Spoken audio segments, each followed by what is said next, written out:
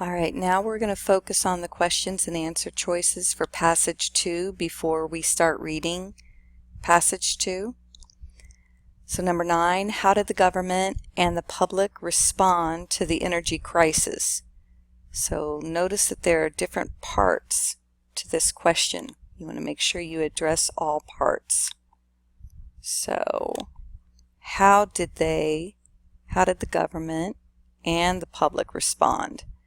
And then it's place the details mentioned in Passage 2 in the appropriate sections in the Venn diagram. You do not need to use all the details. So it looks like what we're doing is we're going to be reading the passage and searching specifically for continuing the embargo. Is that just a public response, a government response, or both the public and the government agree that this is a way to do that? Same thing with driving less, converting utilities, lowering temperatures, daylight savings time, reducing energy use. So now it gives you a focus on what you're reading. So let's see. Radio address about the national energy crisis, January 19th, 1974, by Richard Nixon. President Nixon spoke to the American people about the energy crisis multiple times during this period. This speech was made several weeks later. Good afternoon. 10 weeks ago, I reported to all the nation on the energy crisis. I ask all Americans to accept some sacrifices in comfort and convenience so that no American would have to suffer real hardships. All right, so let's just look back over at those answer choices to see if any of those were mentioned here. Okay, no, no, no, no. Let's see. Maybe, but not really. Okay, I think that was more of an intro. Let's see. Today I want to report to you on our progress and answer the basic questions that many Americans have asked about the crisis. Okay, on the positive side, I am glad to be able to report that we are making solid progress in facing up to this challenge. There are several reasons for this. So does it talk about making progress? Okay, no, let's keep going. Far more important than anything else is what every American has done voluntarily. So this kind of goes with the public response. It is your response, the actions you take to save energy on a personal, voluntary, day in, day out basis that is now the single most important reason for our success so far. So let's see. Okay, but it hasn't mentioned any specifics yet. For the past 7 weeks, we have observed gasless Sundays across the country. So let's see. Gasless Sundays, reducing energy use, daylight savings time. Those both would, but this one specifically uses the energy. I'm thinking this might go here, but don't trust me. You go with your gut. All right, the next part. Americans are also responding to the call for lower temperatures at home and at work. A recent report from New England shows that 19,000 homes surveyed there have reduced heating oil consumption by more than 16% under last year, and that is after making adjustments for warmer weather. Okay, so it looks like maybe the public is saying, all right, we're willing to adjust the, whoops, sorry, not daylight savings time, picked the wrong one, lowering temperatures in their homes, adjusting the temperature in their home. Okay, from this point on, I want you to read silently, and jot down in your notebook where you think these answer choices belong. Go ahead and draw the circles for the Venn diagram in your notebook so that when this question shows up on the Edpuzzle, you've got the answers written down in your notebook so that you can answer them quickly.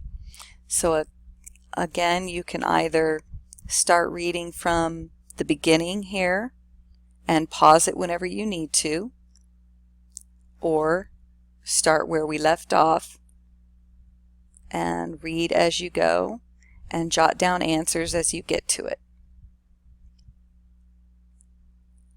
So I'm just moving through the paragraphs, and again, pause the Edpuzzle so that you can read these sections and take notes on them.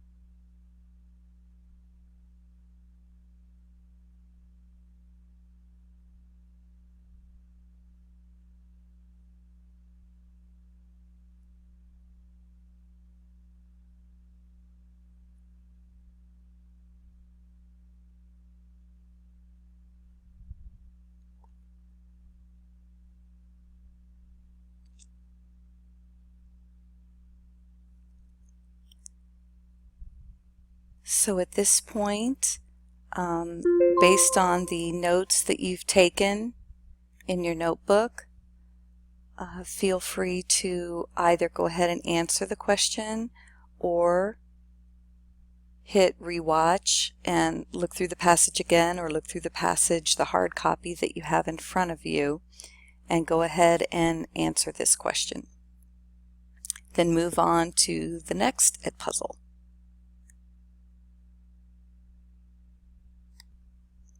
I wanted to make sure that I showed you the correct answer so you'd have that immediate gratification as to whether you were correct or incorrect.